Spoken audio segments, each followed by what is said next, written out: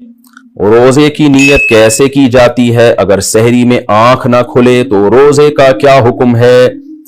دیکھیں، روزے کی نیت بس دل میں کی جاتی ہے. رمضان میں تو سب کی نیت ہوتی ہے. جو سحری کر رہا ہے تو اس لیے کر رہا ہے نا کہ روزہ رکھے گا، تو اتنی نیت کافی ہے. یہ جو مشہور دعا ہے وہ بھی صوم غد نویت من شہر رمضان، یہ کسی حدیث سے ثابت نہیں ہے، تو بس دل میں نیت کافی ہے. تو البتہ جو قضا روزہ ہے نا، قضا روزہ رمضان کا، جب آپ قضا روزہ کریں تو پھر نیت صبح صادق سے پہلے ضروری ہے. اور اگر قضا روزہ نہیں رکھ رہے، نفلی روزہ رکھ رہے ہیں یا رمضان کا روزہ رکھ رہے ہیں رمضان کے اندر، تو پھر نصف النہار سے پہلے بھی نیت کافی ہے. نصف النہار کا مطلب یہ ہوتا ہے صبح صادق سے لے کے غروب آفتاب تک جتنے گھنٹے بنتے ہیں نا، تو آدھا ٹائم گزرنے سے پہلے. جیسے روزہ اگر 14 گھنٹے کا روزہ ہے تو صبح صادق سے لے کے 7 گھنٹے گزرنے سے پہلے تک آپ روزے کی نیت کر سکتے ہیں. تو اگر کسی کی سحری میں آنکھ نہ کھلے اور رمضان میں، تو جیسے ہی آنکھ کھلے بس وہ اسی وقت نیت کر لے، کیونکہ رمضان کا روزہ چھوڑنا کبیرہ گناہ ہے، وہ نہیں چھوڑ سکتے. اگر سحری میں آنکھ نہ کھلے تو بھی نہیں چھوڑ سکتے. بعض لوگ کم ہمت ہی کرتے ہیں کہ جی سحری میں آنکھ نہیں کھلی، دن بہت لمبا ہے، رات کو کھانا بھی تسلی سے نہیں کھایا تھا تو روزہ چھوڑ دیں. نہ، آپ کو روزہ چھوڑنے کی اجازت نہیں ہے. روزہ آپ کو رکھنا پڑے گا، چاہے افطاری میں ڈٹ کے کھایا ہو یا نہ کھایا ہو، رات کو ڈنر کرنا یاد رہا ہو یا بھول گئے ہو، صبح سحری میں آنکھ کھلی ہو یا نہ کھلی ہو، رمضان کا روزہ آپ نہیں چھوڑ سکتے سوائے اس کے کہ آپ سفر میں ہو یا آپ بیمار ہو. اس کے علاوہ آپ کے لیے اجازت نہیں ہے. سحری اور افطاری اذان سے کریں یا وقت سے؟ سحری اور افطاری کا تعلق اذان سے ہے یا وقت دیکھ کر سحر و افطار کرنا چاہیے؟ وقت سے اس کا تعلق ہے، اذان سے نہیں ہے. اذانیں بعض دفعہ غلط ہو جاتی ہیں. بعض اہل حدیث حضرات یہ کرتے ہیں کہ سورج ابھی آدھا غروب ہوتا ہے تو وہ اذانیں دے کے سب کا روزہ توڑوا دیتے ہیں، خراب کر دیتے ہیں. تو میں نہیں کہتا سارے اہل حدیث ایسا کرتے، لیکن ان اہل حدیث کی خدمت میں گزارش ہے کہ خدارا آپ اپنا مسلک دوسروں پہ تھوپتے کیوں ہیں؟ اگر آپ کی رائے یہ ہے کہ آدھا سورج غروب ہونے پر افطار جائز ہے تو آپ کر لیں، لیکن آپ اذان دے کے سب کے روزے توڑوا دیتے ہیں اور اپنی رائے سب پہ مسلط کرتے ہیں، تو یہ بہت غلط ہے، بہت زیادتی ہے. نہیں، آپ اختلافی، آپ ایک مسئلہ ہے تو اس میں اپنی رائے زبردستی ٹھوس کیوں رہے ہیں آپ دوسرے کے اوپر؟ بعض دفعہ ایسے ہوئے ہیں واقعات کہ کسی اہل حدیث کی مسجد سے اذان ہی پہلے ہو گئی، ان سے پوچھا گیا تو کہہ رہے ہمارے مسلک میں اور یہ حدیث کی روشنی میں جائز ہے، حالانکہ ایسا نہیں ہے. حدیث سے آپ کی ایک رائے ہے، آپ نے حدیث کی ایک تشریح کی ہے، تو اس تشریح کی وجہ سے آپ کی رائے ہے نا، تو آپ اپنی رائے دوسری کی رائے پہ مت تھوپیں مت اس کو. تو اس لیے اگر کسی نے اذان سن کے روزہ افطار کر لیا اور بعد میں دیکھا کہ ٹائم ابھی داخل نہیں ہوا تھا تو اس کا روزہ ٹوٹ گیا، اس کو قضا کرنی پڑے گی. اور اگر پتا تھا اس کو کہ روزے کا ٹائم ابھی شروع نہیں ہوا، سورج مکمل غروب نہیں ہوا ہے، پھر بھی اس نے اذان سن کے روزہ توڑ دیا تو پھر کفارہ بھی لازم ہوگا اس کے اوپر. تو اس لیے اذان کے بجائے نا جو سحر افطار کے جو ٹائم کے جو جدول ملتے ہیں، نقشے ملتے ہیں، ان کو دیکھا کریں اور اس سے بھی احتیاطاً 2 منٹ بعد روزہ کھولیں. یہ جو حدیث میں آتا ہے کہ جلدی افطار کا ہمیں حکم ہے، تو بالکل ایسا ہی ہے، لیکن جلدی کا مطلب یقین تو ہو کہ سورج غروب ہو گیا ہے. تو یہ جو نقشے ہمیں ملتے ہیں جن میں سورج غروب ہونے کا ٹائم لکھا ہوتا ہے، یہ احتیاطی ٹائم ہوتا ہے، یقینی نہیں ہوتا، یعنی 100% اس پہ یقین نہیں ہوتا. لہذا اس میں کم از کم 2 منٹ کی احتیاط لازمی کیا کریں. میرا یہ معمول ہے ہمیشہ سے کہ اگر سورج غروب ہونے کا ٹائم 6:30 لکھا ہوا ہے تو میں 6:32 پہ افطار کرتا ہوں. تو سحری میں بھی بہتر ہے کہ 1 منٹ پہلے بند کر لیں.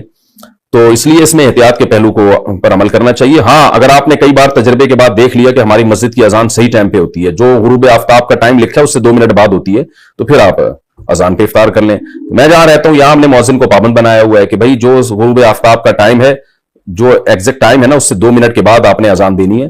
تو وہ دیتے ہیں اس طرح، پھر ہمیں اطمینان ہوتا ہے کہ اذان صحیح ٹائم پہ ہو رہی ہے، تو پھر آپ اذان پہ افطار کر سکتے ہیں.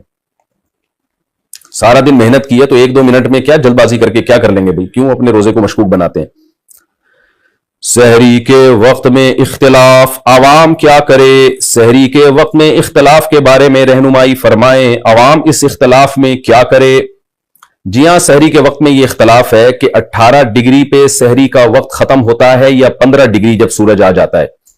ہمارے شیخ حضرت مفتی رشید احمد صاحب رودیحانوی رحمۃ اللہ علیہ رحمہ اللہ تعالیٰ فلکیات کے بہت ایکسپرٹ تھے، ماہر تھے. ان کی رائے یہ تھی کہ 15 ڈگری پہ جب سورج آتا ہے تو سحری کا وقت ختم ہوتا ہے. اور وہ آج کل جو نقشے چل رہے ہیں نا، اس سے تقریباً 15-20 منٹ کے بعد وہ ٹائم شروع ہوتا ہے. لہذا اگر عام نقشوں میں ٹائم لکھا ہوا ہے کہ جی 5:40 پر لکھا ہے سحری کا ٹائم بند ہو رہا ہے، تو مفتی رشید احمد صاحب رحمہ اللہ تعالیٰ نے جو نقشے چھاپے ہیں ان کے مطابق وہ 5:40 کے بجائے 5:50 یا 55 ہوگا. 5:55 چل رہا ہے میرا خیال ہے. تو یہ 15 سے 20 منٹ کا اختلاف انڈیا پاکستان میں، لیکن جب آپ ناروے یا ان ملکوں کی طرف جاتے ہیں، یورپ کی طرف، تو یہ ٹائم اور زیادہ بڑھ جاتا ہے، یہ اختلاف کا جو ٹائم ہے. لیکن دارالعلوم کورنگی اور بنوری ٹاؤن وغیرہ کی رائے یہ ہے کہ 18 درجے پہ جب سورج ہوتا ہے تو پھر سحری کا وقت ختم ہوتا ہے، اور اس کے مطابق جو نقشے آج کل چھپے ہوئے ہیں وہ اسی کے مطابق چھپے ہوئے ہیں، وہ ٹائم ذرا جلدی ختم ہو جاتا ہے. اب یہ اختلاف ہے، تو اس میں اگر آپ مجھ سے پوچھتے ہیں کہ صحیح قول کیا ہے، تو صحیح قول ہماری رائے میں مفتی رشید احمد صاحب کا قول صحیح ہے. وجہ اس کی ہے کہ وہ مشاہدے پر مبنی ہے. آپ نیوٹرل ہو کے اگر مشاہدہ کریں، یعنی نقشوں کو دائیں طرف رکھیں آپ، اور کسی سے کچھ بھی نہ سنیں آپ، کیونکہ آپ کسی کو ساتھ لے کے جائیں گے نا تو وہ پھر آپ کو نیوٹرل رہنے نہیں دے گا. کسی بھی قول والے کو لے جائیں گے وہ نیوٹرل نہیں رہنے دے گا آپ کو.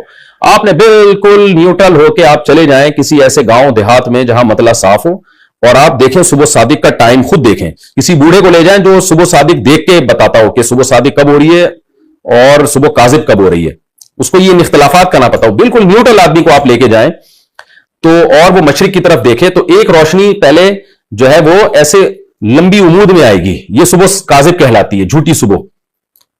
اور پھر ایک روشنی ایسے عمود میں پھیلنا شروع ہوگی، جس کے بعد پھر روشنی ہی روشنی پھیلتی چلی جاتی ہے، یہ ہے صبح صادق. تو اس پر پوری امت کا اجماع ہے کہ پہلے صبح کاذب ہوتی ہے پھر صبح صادق ہوتی ہے. تو جب آپ اپنی آنکھوں سے دیکھیں گے بالکل نیوٹرل ہو کے، تو پھر آپ دیکھیں صبح صادق کا ٹائم کب ہو رہا ہے. تو جو ٹائم ہے اس کو نوٹ کر لیں، تو وہ مفتی رشید احمد صاحب کے نقشے کے مطابق ہوگا. یہ میں نے ان لوگوں سے پوچھا ہے جو بالکل نیوٹرل ہے، جو گاؤں دیہاتوں میں اختلاف جانتے ہی نہیں ہے.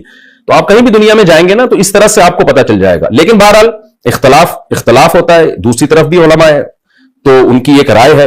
تو جس آدمی میں تحقیق کی صلاحیت ہو، اس مسئلے میں تحقیق کر سکتا ہو، اور تحقیق ایسے ہی کرے گا کہ وہ نقشوں کو ایک طرف رکھے، جا کے مشاہدہ کرے، تو وہ تو مشاہدے پر عمل کرے اپنے. اور جس میں تحقیق کی صلاحیت نہیں ہے تو ایک عامی آدمی پھر یہی کرتا ہے کہ بھئی جس طرف جمہور علماء ہیں ان کی رائے پر عمل کر لے.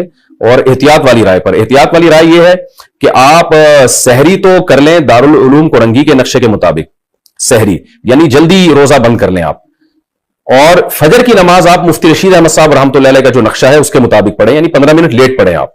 تو اس میں آپ کی فجر کی نماز بھی بالاتفاق صحیح ہو جائے گی سب علماء کے نزدیک، اور روزہ بھی آپ کا سب علماء کے نزدیک ٹھیک ہو جائے گا. تو یہ احتیاط والی رائے پر عوام عمل کرے. عوام کو ہم یہی مشورہ دیتے ہیں. باقی میرا اپنا معمول اور جو مفتی رشید احمد صاحب کا معمول تھا، اور جامعۃ الرشید کے بہت سے جو ماہر فلکیات ہیں ان کا معمول یہی ہے کہ وہ رمضان کا روزہ بھی مفتی رشید احمد صاحب رحمۃ اللہ علیہ کے نقشے کے مطابق رکھتے ہیں، کیونکہ اس رائے پر ان کو 100% اطمینان ہے. لیکن بہرحال اختلافی مسئلوں میں انسان اپنی رائے مسلط نہیں کر سکتا، اور خاص طور پر عوام میں. تو میرا یہ معمول گھر کے اندر تو ہے، لیکن میں پبلک پلیسز میں مفتی رشید احمد صاحب کی رائے پر عمل نہیں کرتا. پبلک پلیسز میں کہیں بیٹھے ہوں یا کہیں رشتہ دار آئے ہوں، مہمان ہوں، تو پھر جس ٹائم پہ سب سحری بند کر رہے ہیں ہم بھی اسی ٹائم پہ بند کرتے ہیں، تاکہ خام خامے کوئی جھگڑا نہ ہو، کوئی لوگوں کو اشکالات نہ ہو. ایسا نہ ہو کہ میں دیر تک کھا رہا ہوں تو لوگ پوچھیں مفتی صاحب سحری کا وقت ختم ہو گیا، ابھی آپ 15 منٹ بعد کس خوشی میں کھا رہے ہو، ان کو کون سمجھائے گا. تو ایک لوگوں میں ایک کنفیوژن پیدا ہوتی ہے، اختلاف پیدا ہوتا ہے، جھگڑے پیدا ہوتے ہیں. ایسا کام نہیں کرنا چاہیے جس سے لوگوں میں ایک اختلاف پیدا ہو. تو اس وقت ہم اپنی رائے چھوڑ دیتے ہیں، ہم کہتے ہیں کوئی بات نہیں، کوئی دیر تک کھانا فرض تو ہے نہیں. تو میں اعتکاف میں بھی کبھی بیٹھا ہوں، تو جس ٹائم پہ سارے اعتکاف والے جو دارالعلوم کورنگی کی رائے پر عمل کر رہے ہوتے ہیں تو ہم بھی اسی رائے پر عمل کرتے ہیں. البتہ نماز میں جلدی نہیں پڑھتا، اگر وہ پہلے ہو رہی ہے تو میں اپنی نماز میں بہرحال بعد نہیں پڑھتا ہوں، کیونکہ اس میں بہرحال احتیاط کا تقاضا یہی ہے کہ وہ دیر سے پڑھی جائے تاکہ بالاتفاق نماز ہماری صحیح ہو جائے. البتہ جب میں گھر میں روزہ رکھتا ہوں، سحری کرتا ہوں، تو چونکہ مجھے حضرت مفتی رشید احمد صاحب کی رائے پر 100% اطمینان ہے، تو پھر میں انہی کے نقشے پر عمل کرتا ہوں. لیکن پبلک میں ایسا نہیں کرتا میں. اور آپ کو بھی مشورہ دے رہا ہوں، اگر کسی کو مفتی رشید احمد صاحب کی رائے پر 100% اطمینان ہو بھی جائے تو عوام میں ایک نئی جنگ نہ چھیڑے. وہ یہ بہت غلط حرکت ہوتی ہے کہ آپ کی ایک رائے بن گئی اور آپ سب پہ اس کو زبردستی تھوپنا شروع کر دیں اور عوام میں ایک اختلاف پیدا کرنا شروع کر دیں. عوام کے لیے اتنا کافی ہے کہ جس عالم پر اعتماد ہو اس کی رائے پر عمل کریں. تو اگر بنوری ٹاؤن دارالعلوم کورنگی کی رائے پر عمل کرتے ہیں تو آخرت میں نجات کے لیے ان کے لیے کافی ہے، کیونکہ بہرحال ایک ریلائبل ادارے ہیں اور ان کے بھی علماء اہل حق ہیں. تو اختلافی مسائل میں یہی ہے. اختلافی اور بھی دیکھیں نا، امام شافعی کا کسی مسئلے میں اختلاف، امام حنیفہ ایک طرف، امام شافعی ایک طرف. تو جو ان اختلافی مسائل میں کرتے ہیں یہاں بھی وہی کر لینا چاہیے کہ آپ کو جس رائے پر اعتماد ہو عمل کریں، دوسرے پر نکیر نہ کریں، آپ اس کو برا بلا نہ کہیں. تو سب سے بہتر عوام کے لیے احتیاط والی رائے ہے کہ سحری دارالعلوم کورنگی کے نقشے کے مطابق بند کریں اور نماز مفتی رشید احمد صاحب رحمۃ اللہ علیہ کے نقشے کے مطابق پڑھیں. اچھا، یہ مفتی رشید احمد صاحب رحمہ اللہ کی جو رائے ہے یہ ان کی اکیلے کی نہیں ہے، دنیا میں اور بڑے بڑے ماہر فلکیات ہیں جو اسی رائے کے قائل ہیں.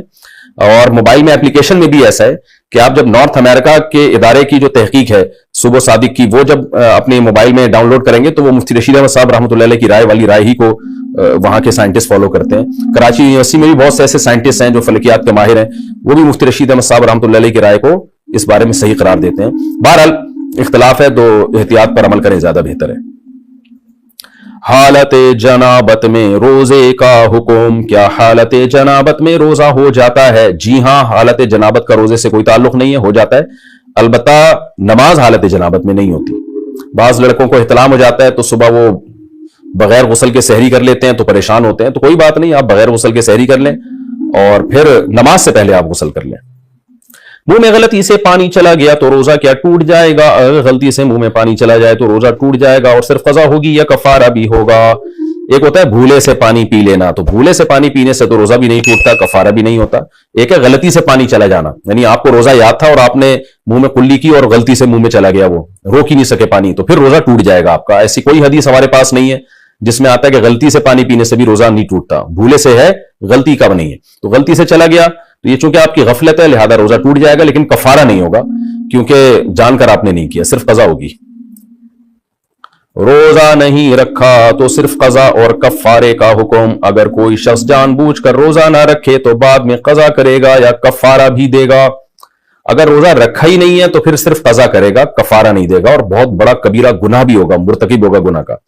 और अगर तोड़ दिया तो फिर कफारा भी है 60 रोजों का। रोजा तोड़ने का क्या वबाल है? जानबूझकर रोजा तोड़ने का रिवाज बढ़ता जा रहा है, इस बारे में कुछ इरशाद फरमा दें। बहुत बड़ा जुर्म है रमजान का रोजा छोड़ना भी और तोड़ना भी। छोड़ दिया तो कज़ा रखनी पड़ेगी और गुनाह भी होगा, तौबा भी करनी पड़ेगी। और दिया तो कफारा है। कफारा क्या है? 60 रोजे लगातार रखने पड़ेंगे। दिसंबर जनवरी में रख लें जब दिन ठंडे होते हैं, बीच में एक दिन का भी नागा हो गया चाहे बीमारी से हुआ हो तो फिर दोबारा से 60 रखने पड़ेंगे। अलबत्ता औरत को मेंसेस की वजह से जो नागा होता है वो माफ है, तो वरना कंटिन्यू 60 रोजे आपको रखने पड़ेंगे। और जो बूढ़े लोग होते हैं रोजा रखने की ताकत ही खत्म हो गई उनमें, फिर वो 60 गरीबों को 2 टाइम का खाना खिलाएंगे। जवान आदमी जो रोजा रख सकता हो उसको 60 गरीबों को खाना खिलाने से कफारा अदा नहीं होगा, उसको 60 रोजे ही रखने पड़ेंगे। रोजा छोड़ना कब जायज है? किन सूरतों में रोजा छोड़ना जायज है? सिर्फ 2 सूरतों में जायज है। बीमार होने का खतरा हो या आप सफर में हो। प्रेगनेंसी में औरत रोजा नहीं छोड़ सकती इल्ला ये कि बीमारी का खतरा हो। दूध पिलाने वाली औरत रोजा नहीं छोड़ सकती इल्ला ये कि अपने या बच्चे के बीमार होने का गालिब गुमान हो। सिर्फ वसवसा काफी नहीं है, गालिब गुमान हो। तो फिर जो जैसे दूध ही पैदा नहीं हो रहा है एक औरत का रोजा रखे और बच्चा को नुकसान हो रहा है फिर तो वो मजबूरन रोजा छोड़ सकती है, लेकिन नॉर्मली ऐसा होता नहीं है। दूध पिलाने वाली खवातीन से मैं कहता हूं भाई इफ्तारी से लेके सुबह सहरी तक नॉन स्टॉप आप खाएं तो सारा दिन आप फीड कराएं। नॉर्मल खवातीन रखती हैं, हमेशा से मुसलमान सोसाइटी में रोजे रखती हैं। प्रेग्नेंट खवातीन भी रखती हैं, बल्कि प्रेगनेंसी में तो खवातीन से खाया ही नहीं जा रहा होता, वैसे भी मतली आती है उनको, तो वो बिला वजह सुस्ती में रोजे छोड़ देती हैं। बहरहाल अगर बीमार होने का खतरा है या वाकई दूध इतना कम हो रहा है कि बच्चा बीमार हो जाएगा या उसका पेट नहीं भरेगा और वो बीमारी की तरफ जाएगा तो फिर रोजा छोड़ा जा सकता है। तो बीमारी में और सफर में, बाकी कोई उज़र ऐसा नहीं है जिसमें रोजा छोड़ने की शरीयत ने इजाजत दी हो। मजदूर को भी रोजा रखना पड़ेगा और आपका कल पेपर है तो भी आपको रोजा रखना पड़ेगा। मजदूरों के लिए रोजा रखने का हुक्म। क्या मजदूर हजरात या सख्त मेहनत कश अफराद रोजा छोड़ सकते हैं? नहीं छोड़ सकते। मजदूर को भी रोजा रखना पड़ेगा, सख्त मेहनत कश अफराद को भी रोजा रखना पड़ेगा, क्योंकि अल्लाह मियां ने रोजे में बीमार को और मुसाफिर को छूट दी है। अब सवाल पैदा होता है शदीद गर्मी में फिर मजदूर करे क्या? तो मजदूर कोशिश करे नाइट ड्यूटी करे, और मालिक को भी हुक्म है जो मजदूरी करवाते हैं उनको भी चाहिए कि मजदूर का ख्याल करें, रमजान में उसको ज्यादा बोझ ना दें, रात के वक्त में काम करवाएं, दिन में उसको छुट्टी दे दें। अगर वो नहीं करते तो भी बहरहाल रोजा रखने की करना पड़ेगा मजदूर को। खुदा न खास्ता रोजे के दौरान हालत बहुत गैर हो जाती है, बेहोश होने का या मरने का खतरा हो जाता है या बीमार होने का खतरा होता है, फिर मजदूर को रोजा तोड़ने की इजाजत होगी, तो तोड़ दे, फिर ऐसी सूरत में गुनाह नहीं होगा, बाद में कज़ा कर ले, लेकिन छोड़ना फिर भी जायज नहीं है। तो रोजाना रखे, और जब खुदा न खास्ता ऐसी हालत खराब होना शुरू हो जाए, मरने लगे, बेहोश होने का खतरा हो, तो फिर रोजा तोड़ दे। लेकिन भूख और प्यास की शिद्दत की वजह से रोजा तोड़ना यह जायज नहीं है, क्योंकि रोजा तो नाम ही भूख और प्यास की शिद्दत को बर्दाश्त करने का है। किसी को कम भूख लगती है, किसी को ज्यादा। कोई एयर कंडीशन में बैठ के रोजा गुजार देता है उसे तो लगती नहीं है, कोई गर्मी में चल फिर के गुजारता है उसको बहुत लगती है। तो अल्लाह मियां ने इसमें कोई फर्क नहीं रखा कि भूख की शिद्दत कम हो या ज्यादा हो, वो बहरहाल बर्दाश्त करनी पड़ेगी। हाँ, बीमारी का खतरा हो, जैसे आपने रोजा रखा, शुगर लेवल इतना गिर गया, आप पेशेंट हैं, क्या खुदा न खास्ता बेहोश होने का या मरने का खतरा हो गया, तो फौरन तोड़ना पड़ेगा, बल्कि तोड़ना वाजिब है ऐसी सूरत में। तो नाकाबिले बर्दाश्त भूख में रोजा तोड़ना। बाज लोगों को रोजे की हालत में भूख की शिद्दत से मैदे में शदीद दर्द हो जाता है या भूख नाकाबिले बर्दाश्त हो जाती है, इनके लिए रोजा छोड़ने या तोड़ने का हुक्म बयान फरमाते हैं नईम शाकिर मुल्तान से। नाकाबिले बर्दाश्त भी भूख अगर हो जाए तो भी रोजा नहीं तोड़ सकते, बल्कि हिम्मत करके पूरा करना पड़ेगा, क्योंकि प्यास और भूख में बर्दाश्त है के काबिल है या नहीं है, ये कोई अल्लाह ने फर्क नहीं रखा। तो रोजा नाम है खाने पीने से अवॉइड करने का, तो चाहे वो बर्दाश्त हो रही हो या बर्दाश्त नहीं हो रही हो। हां, अलबत्ता बीमारी का खतरा हो या जान जाने का खतरा हो या बेहोश होने का खतरा, क्योंकि बेहोशी भी एक बीमारी है, तो उस सूरत में रोजा तोड़ सकते हैं।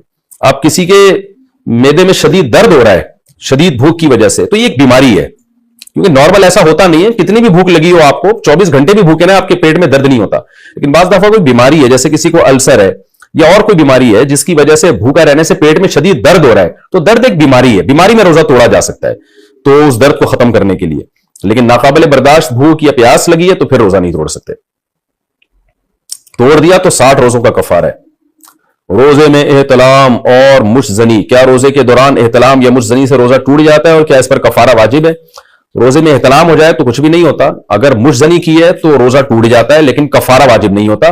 कबीरा गुनाह भी है कि आपने रमजान का रोजा तोड़ा क्यों और रोजे में इतना बड़ा गुनाह क्यों किया आपने, तो डबल गुनाह मिलेगा आपको, लेकिन कफारा लाजिम नहीं है। कफारा जो लाजिम होता है वो जिमा करने से, तो अगर प्रॉपर जब तक इंटरकोर्स किसी ने ना किया हो तो इंटरकोर्स करने से जो है बीवी के साथ या किसी भी औरत के साथ, जो हराम है नाजायज है बहरहाल, लेकिन उससे क्या होता है कि रोजा भी टूटेगा और कफारा भी लाजिम होगा। लेकिन अगर इसके बगैर ही कोई डिस्चार्ज हो गया, चाहे जौजा के जरिए हो या अपनी हाथ के जरिए हो, अपने हाथ के जरिए, जो अपने हाथ से ये काम करना तो बहरहाल बहुत बड़ा गुनाह है और रोजे में तो और भी ज्यादा बड़ा गुनाह है, लेकिन यह कि उससे रोजा तोड़ने का गुनाह होगा, कफारा लाजिम नहीं होगा। तो जो नौजवान रोजा रख के अगर खुदा न खास्ता ये काम कर लेते हैं, मुजनी कर लेते हैं, तो तौबा इस्तिगफार भी करें और बाद में एक रोजा कज़ा भी करें, लेकिन कफारा उन पर लाजिम नहीं है। रोजे में इंजेक्शन और ड्रिप का हुक्म, रोजे की हालत में इंजेक्शन या ड्रिप लगाने का हुक्म बयान कर दें। कुछ नहीं होता है, ड्रिप या इंजेक्शन लगाने से रोजा नहीं टूटता। कौन सी उल्टी होने से रोजा टूट जाता है? उल्टी आई और निगल ली तो क्या रोजा टूट जाएगा? तलहा साहब कराची से, देखें मुंह भर के उल्टी आई ना, फुल स्पीड के साथ, जो रोकना ही मुमकिन नहीं था आपके लिए, इतनी भर के, तो ऐसी उल्टी को निगलने से रोजा टूट जाता है। लेकिन आमतौर पर जो उबकाइयां आ रही होती हैं, सहरी के बाद लोगों ने इतना फोड़ा फाड़ा होता है, इफ्तारी में इतने पकोड़े फोड़ दिए और फिर सहरी में भी दबा के फोड़ फाड़ दिया, तो उसके बाद तबाही आ जाती है और वो उबकाइयां आती हैं, तो वो थोड़ी बहुत जो उबकाइयां आती हैं उनको निगल लिया तो इससे रोजा नहीं टूटता। उल्टी से दो सूरतों में रोजा टूटता है। एक ये कि आप ने खुद से उल्टी की हलक में हाथ डाल के और वो उल्टी भी मुंह भर के हुई हो, तो ऐसी उल्टी से रोजा टूट जाता है। एक तो ये, दूसरा ये कि उल्टी आपने खुद ना की हो, हुई मुंह भर के हो, लेकिन आपने निगल ली उसको, तो रोजा टूटता है। तो अगर खुद हुई तो भले मुंह भर के, यानी अगर खुद हुई और निगली नहीं तो बेशक मुंह भर के भी हो तो रोजा नहीं टूटता, क्योंकि आपने निगली नहीं है। और अगर खुद आपने हाथ डाल के उल्टी की मगर मुंह भर के नहीं हुई वो, तो भी रोजा नहीं टूटता। तो दो ही सूरतें बची हैं कि हाथ डाल के मुंह में खुद से आपने उल्टी की हो तो मुंह भर के हुई हो तो रोजा टूटेगा, या यह कि खुद से उल्टी हुई हो मुंह भर के और आपने निगल ली हो तो रोजा टूटेगा। बाकी जितनी भी उल्टी की सूरतें उनमें रोजा नहीं टूटता। शुगर के मरीज का रोजा तोड़ना, मेरा शुगर लेवल अक्सर कम हो जाता है, अगर रोजा ना हो तो कुछ मीठा खा लिया जाए तो बेहतर होता है, लेकिन रोजे की हालत में अगर शुगर लेवल कम हो जाए तो क्या रोजा तोड़ने की गुंजाइश होगी? नीस, क्या रोजे की हालत में इंसुलिन लगा सकते हैं? हबीबुल्लाह लाहौर से, देखें अगर रोजा रखने से आपकी शुगर लेवल डाउन हो गया और तो जाहिर है शुगर के पेशेंट को तो इससे मौत का भी खतरा होता है, कोमे में जाने का खतरा होता है, तो ऐसी सूरत में सिर्फ गुंजाइश ही नहीं है बल्कि रोजा तोड़ना लाजिम है, क्योंकि जान बचाना बहरहाल पहले फर्ज है। बाकी रोजे की हालत में इंसुलिन लगा सकते हैं जी, इंजेक्शन हर तरह का लगाया जा सकता है रोजे की हालत में। रोजा किस उम्र में फर्ज है? मेरी बेटी की उम्र 13 साल है मगर वो शरई तौर पर बालिग नहीं हुई, क्या इस पर रोजा फर्ज है? लेकिन लड़के पर किस उम्र में रोजा फर्ज होगा? उम्मे अहमद, देखें बेटी की उम्र 13 साल है और भी रोजा फर्ज नहीं है, लेकिन चूंकि करीबुल बुलूग हो चुकी है तो आप पर लाजिम है कि बेटी को रोजे रखवाएं। ये भी मुमकिन है कि रमजान में ही उसको मेंसेस आना शुरू हो जाए, तो जैसे ही मेंसेस आना शुरू होंगे अगले दिन से वो बालिग, उसी दिन से बालिग समझी जाएगी, लिहाजा मेंसेस बंद होते ही उस पर लाजिम होगा रोजे शुरू कर दे। तो वरना अगले साल तो रोजे रखने ही पड़ेंगे उसको, क्योंकि उम्मन खवातीन को, बच्चियों को 14 साल से पहले मेंसेस आ जाते हैं, तो इसलिए आप पर यह लाजिम है कि उसको अभी रोजों की आदत डालने के लिए आप उसको सारे रोजे रखवाएं, वरना एकदम से रोजे फर्ज होते हैं तो पूरे रखे नहीं जाते फिर। और लड़के पर भी जब पहली दफा उसको नाइट फॉल हो, एहतलाम होता है, تو اس پہ روزے فرض ہو جاتے ہیں کیونکہ بالغ شمار ہوتا ہے. تو لہذا 13-14 سال کا اگر لڑکا ہے تو اس کو بھی پورے روزے رکھوانے چاہیے. ہاں اس سے کم عمر ہے جیسے 10 سال یا اس سے کم عمر کے لڑکے ہیں تو پھر ان کو اگر گرمیوں کے لمبے لمبے روزے ہیں تو پھر پورے روزے نہ رکھوائیں, تھوڑے تھوڑے کر کے رکھوائیں, ان کو عادت ڈالیں کیونکہ پھر ان کی باڈی کو نقصان کا خطرہ ہوتا ہے. روزے کا مقصد ہماری باڈی کو نقصان پہنچانا نہیں ہے بلکہ ایک روحانی قوت پیدا کرنا ہے. تو بچوں کو بہت زیادہ روزے رکھوانے سے بہرحال نقصان ہوتا ہے, لیکن 10 سال یا اس سے بڑے ہو جائیں نا تو پھر تھوڑے تھوڑے کر کے روزے ان کو رکھوانے چاہیے. 13-14 سال کی عمر میں تو پورے روزے رکھوانے چاہیے بچوں کو تاکہ ان کو عادت پڑے, بالغ ہونے کے بعد پھر وہ چھوڑے نہیں. اور اللہ کا شکر ہے ہمارے سوسائٹی میں مسلمان گھروں میں بچے تو بڑے شوق سے روزہ رکھتے ہیں اور بہت انجوائے کرتے ہیں رمضان کو. تو بچوں کو جو ذرا ایک بڑی عمر کے بچے ہیں ان کی بات کر رہا ہوں تو ان کو رکھوانے چاہیے. سحری اور افطاری, اچھا چھوٹے بچے کی روزہ کشائی کرنا, کیا قریبی رشتہ داروں کو بلا کر بچے کی روزہ کشائی کرنا جائز ہے؟ عبید زبیری, بس یہ بچے کو اپریشیٹ کرنے کے لیے ہوتا ہے, گیدرنگ ہوتی ہے اس بہانے, تو جائز ہے, اس میں کوئی حرج نہیں ہے. تھوڑا سا بچے بھی خوش ہو جاتے ہیں کہ ان کو حوصلہ افزائی ہو جاتی ہے. سحری اور افطاری میں کیا کھائیں؟ افطاری میں کیا کھانا سنت ہے اور سحری میں کیا کھانا چاہیے؟ افطاری میں ڈانٹ کھانی چاہیے, سحری میں جو مرضی کھائیں کیونکہ افطاری میں اکثر جلد بازی میں گھر کی خواتین بیچاری ٹینشن میں ہوتی ہیں, ان کو بھی ڈانٹ مل رہی ہوتی ہے, ان کی طرف سے بھی ڈانٹیں پارسل ہو رہی ہوتی ہیں. بہرحال جی افطاری میں کیا کھانا سنت ہے؟ کھجور, نبی صلی اللہ علیہ وسلم اس سے روزہ افطار کیا کرتے تھے اور اس کی ترغیب بھی دی آپ صلی اللہ علیہ وسلم نے. اور کھجور میں کاربوہائیڈریٹ ہوتا ہے بہت زیادہ. ہم جب ہمارا شوگر لیول اتنا ڈاؤن ہوتا ہے اور کمزوری ہو جاتی ہے روزے کے جو اینڈ میں, تو پھر ایسی صورت میں ہمیں کھجور جیسی ہی کوئی چیز لینی چاہیے. ہم لوگ کیا کر رہے ہوتے ہیں, شربتیں پی رہے ہوتے ہیں چینی کے, اس میں کاربوہائیڈریٹ تو ہوتا ہے اور وہ شوگر لیول ڈھا کر کے اوپر چلا جاتا ہے ہمارا, اور پھر دماغ ٹون ہونا شروع ہو جاتا ہے مغرب کے بعد سے, غنودگی بجائے فریشنس کے اور بیکار لائف ہو جاتی ہے. اور پھر تراویوں میں لوگ کیسے اونگ رہے ہوتے ہیں.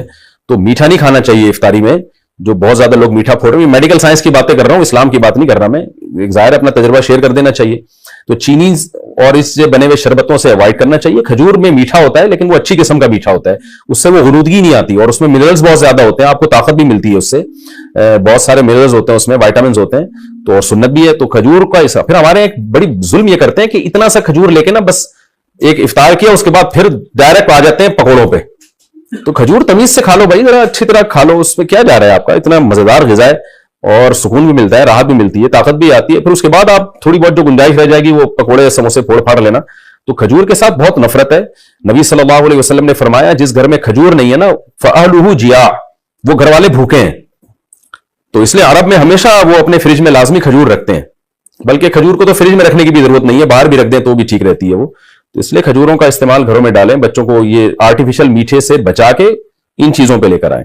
باقی سحری میں کیا کھانا چاہیے؟ سحری میں بھی کھجور کھا لیں, پھل کھا لیں, کچھ بھی کھا لیں, ڈاکٹر بتائے گا آپ کو, میں کیا بتاؤں گا آپ کو بھائی کیا کھائیں. جو ابھی کھا رہے ہیں نا وہ بہرحال نہ کھائیں. جو کچھ پیزے برگر وغیرہ سحریوں میں کھائے جا رہے ہیں نا, پھر سارا دن جو ڈکاریں چلتی ہیں تو اللہ کی پناہ ہے وہ. کیونکہ میں نماز میں آتا ہوں نا, تو جو ڈکاریں جس قسم کی سننے کو مل رہی ہوتی ہیں اس سے بہت افسوس ہوتا ہے. مسلمان کدھر کو جا رہا ہے؟ رمضان میں یہ حال ہے, اور وزن بڑھ رہا ہے رمضان میں لوگوں کا کم ہونے کے بجائے. تو باقی ڈاکٹر بتائے گا, حکیم صاحب بتائیں گے کیا کھانا ہے کیا نہیں کھانا ہے, یہ میں نہیں بتاؤں گا. رمضان میں ذخیرہ اندوزی کرنا, رمضان میں ذخیرہ اندوزی کر کے قیمتیں بڑھا دی جاتی ہیں, اس کا کیا وبال ہے؟ اگر کوئی چیز مارکیٹ میں شارٹ چل رہی ہے, کھانے پینے کی چیز ہے, لوگوں کو مل نہیں رہی, تو اس میں ذخیرہ اندوزی حرام ہے, وہ غلط چیز ہے. لیکن اگر وہ اویلیبل ہے مارکیٹ میں, یہاں سے نہیں ملے گا تو وہاں سے مل جائے گا, تو پھر اگر کوئی تاجر روک لیتا ہے کہ جی میں بعد میں بیچوں گا, تو ٹھیک ہے, اس میں کوئی گناہ نہیں ہے. ایسی ذخیرہ اندوزی جس سے لوگوں کو نقصان پہنچ رہا ہو, ان کی بیسک ضرورتیں ہی پوری نہ ہو رہی, وہ حرام ہے. رمضان میں اصلاح نفس کا طریقہ, رمضان المبارک میں انسان کی اصلاح کا کیا طریقہ ہونا چاہیے؟ محمد سفیان, یہ تو شرعی مسئلہ نہیں ہے, یہ تو آپ نے پورا واعظ و نصیحت کی باتیں پوچھنا شروع کر دی سفیان بھائی. باقی اصلاح کا طریقہ یہی ہونا چاہیے کہ ایک لسٹ بنائیں گناہوں کی رمضان سے پہلے. ابھی تو رمضان شروع نہیں ہوا نا, تو آپ لسٹ بنا دیں کہ میرے اندر یہ گناہ ہے, میں رمضان میں سارے گناہ سے انشاءاللہ توبہ کروں گا, اور روزے بھی پڑھیں, روزے بھی رکھیں, تراویح بھی پڑھیں, تہجد بھی پڑھیں, دعائیں بھی مانگیں, اسی نیت کے ساتھ کہ اللہ میں نے اپنی زندگی چینج کرنی ہے. تو اس سے انشاءاللہ آپ کے گناہ بھی چھوٹیں گے. کیا روزے سے تمام گناہ معاف ہو جاتے ہیں؟ کیا رمضان میں روزہ رکھنے سے کبیرہ گناہ بھی معاف ہو جاتے ہیں؟ سیف اللہ صاحب پاک پتن سے. دیکھیں کبیرہ گناہوں کا اصول یہ ہے کہ جب تک توبہ نہ کی جائے وہ معاف نہیں ہوتے. اس لیے رمضان میں عام طور پہ کبیرہ گناہوں سے توبہ کی توفیق مل جاتی ہے. اس لیے کہا جاتا ہے کہ رمضان میں سارے صغیرہ کبیرہ گناہ معاف ہو جاتے ہیں.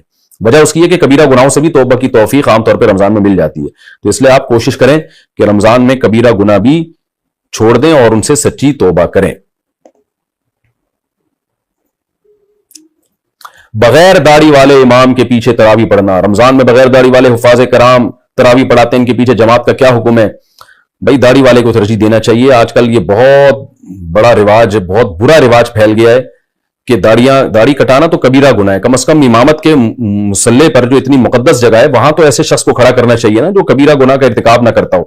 نبی صلی اللہ علیہ وسلم نے فرمایا خالف الیہود والنصارى, یہود اور نصارہ کی مخالفت کرو. اعفوا اللحى, داڑھی بڑھاؤ. تو تورات میں آج تک لکھا ہوا ہے کہ موسیٰ علیہ السلام کو اللہ نے کوہ طور پہ بلا کے کہا کہ اپنی قوم کو کہتے ہیں کہ داڑھی نہ کٹائیں. اس کی وجہ سے یہودی بھی اب تک داڑھی رکھتے ہیں. تو یہودیوں سے عبرت حاصل کر لیں کہ انہوں نے اپنی تورات پر داڑھی کے معاملے میں عمل کیا ہوا ہے. آپ دیکھیں یہودیوں کے جتنے مذہبی اسکالرز ہیں وہ بڑی بڑی داڑیاں ہوتی ہیں ان کی. مسلمانوں کے مذہبی اسکالر اتنی اتنی داڑیاں. تو کیا آپ کی بات میں لوگ اثر ہوگا؟ لوگ کہیں گے خود تو عمل کر نہیں رہے, ہمیں بیٹھ کے سمجھا رہے ہیں. تو اور پھر ہمارے یہاں ایک بڑا عذاب یہ آ گیا کہ مذہبی اسکالر جو داڑیاں کاٹ رہے ہیں نا, ایک تو جرم, اوپر سے اس کی توجیہ بھی. کہتے کہاں لکھا ہے حدیث میں کہ داڑھی بڑھاؤ؟ یہ تو کلچر تھا. بھائی حدیث میں کیوں نہیں ہے؟ بخاری مسلم کی کتنی ساری حدیث ہیں جن میں اعفاء کا حکم ہے, بڑھانے کا حکم ہے. کوئی ایک صحابی دکھا دیں جو داڑھی چھوٹی کرتے ہو, کوئی ایک پیغمبر بتا دیں جن کی داڑھی چھوٹی ہو, بڑے آرام سے اس کو کہتے ہو تو کلچر کا حصہ تھا. واہ بھائی واہ, آپ سے ایک کام ہو نہیں رہا, آپ ایک سوسائٹی سے متاثر ہو گئے, آپ ماڈرن بننے کی کوشش کر رہے ہیں, آپ ذرا لبرلزم کی طرف جا رہے ہیں. تو اپنے گناہ کو آپ نے کیسے بہترین طریقے سے آپ نے اس پہ پردہ ڈالا ہے, اور اس کو کیسے اچھی آپ نے ایک جناب وہ ایک لیبل لگا دیا کہ جی نبی صلی اللہ علیہ وسلم نے تو کلچر کی وجہ سے حکم دیا ہے. تو کلچر کی وجہ سے پیغمبر کسی بات کے آرڈر کلچر کی وجہ سے دینے کے لیے نہیں آتے. پیغمبر کے جو احکامات ہوتے ہیں وہ خدائی وحی ہوتی ہے, اس کی وجہ سے آپ صلی اللہ علیہ وسلم احکام دے رہے ہوتے ہیں. تو آپ سے اگر ایک کام نہیں ہوتا توبہ کریں, اب لوگوں کو بتائیں کہ بھئی میں گناہگار ہوں, میں مانتا ہوں داڑھی بڑھانا لازم ہے. ڈاکٹر محمود غازی رحمۃ اللہ علیہ اسلام آباد یونیورسٹی کے پروفیسر تھے, اور اللہ ان کو کی مغفرت فرمائے, بڑے زبردست عالم تھے, بہت اللہ نے علم دیا, تقویٰ دیا. لیکن ایک بات تھی, وہ داڑھی چھوٹی تھی ان کی, لیکن وہ کہتے تھے برملا کہ بھائی میرا یہ جرم ہے, میں مانتا ہوں. ان کی مجھے یہ بات بڑی اچھی لگتی تھی. وہ کہتے تھے میں داڑھی چھوٹی کرتا ہوں لیکن میں اس پہ کوئی لیبل نہیں لگاتا, میں اس کو جائز نہیں قرار دیتا, یہ بالکل ناجائز ہے.